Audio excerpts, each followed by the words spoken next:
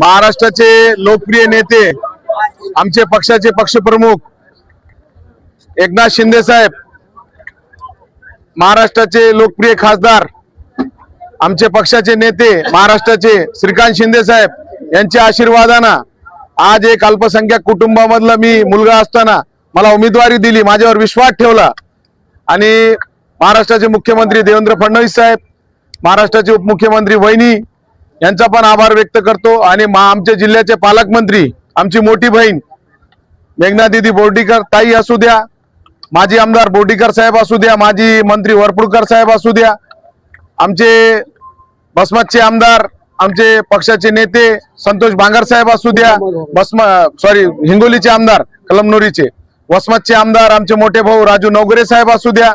माजी आमदार केंद्रे साहेब असू द्या, भांबडे साहेब असू द्या, आमचे जिल्ह्याचे जिल्हा अध्यक्ष विशाल भाऊ कदम साहेब असू द्या, आनंद भरोसे साहेब असू द्या, आमचे महिला जिल्हा प्रमुख महिला आमचे आई असू द्या, सगळेच आमचे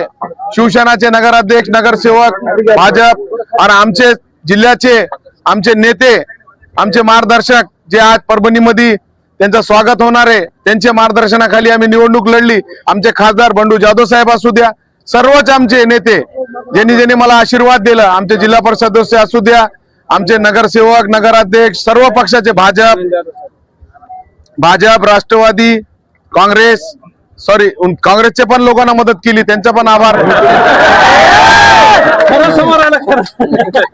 त्यामुळं सर्वच लोकांना ज्यांनी मदत केली त्यांचा आभार. आणि आमचे जिल्ह्याचे संपर्क प्रमुख आमचे जिल्ह्याचे संपर्क प्रमुख आमचे नेते ज्यांनी 1 महिना इथं थांबून आनंद जाधव साहेब ज्यांनी मला आशीर्वाद दिला मार्गदर्शन केलं त्यांचा पण आभार व्यक्त करतो. आणि आज जे पद्धतीत कार्यकर्त्याने आणि सगळे लोकांना निवडणूक हातात घेतली होती त्यांच्या प्रश्नामुळे मी विजय झालेलो आहे, मी त्यांचा खूप खूप आभार व्यक्त करतो. सगळे नेत्याचा कार्यकर्त्याचा मनापासून आभार व्यक्त करतो. भैया 2 आमदार आहेत महायुतीचे ज्यांचं तुम्ही नाव घेतलेलं नाही, काय नाराजगी आहे का? महायुतीचे 2 आमदार आहेत ज्यांचं तुम्ही नाव घेतलेलं नाही, नाराजगी आहे का? कारण 92 मते फुटलेली आहे, महायुतीची 92 मतदान कमी पडलेलं आहे. आता याच्यावर मी काहीच बोलणार नाही, ह्याच्यावर जे बी बोलतील एकनाथ शिंदे साहेब वरिष्ठ लेवलवर वरिष्ठ नेते आम्हाला बोलते.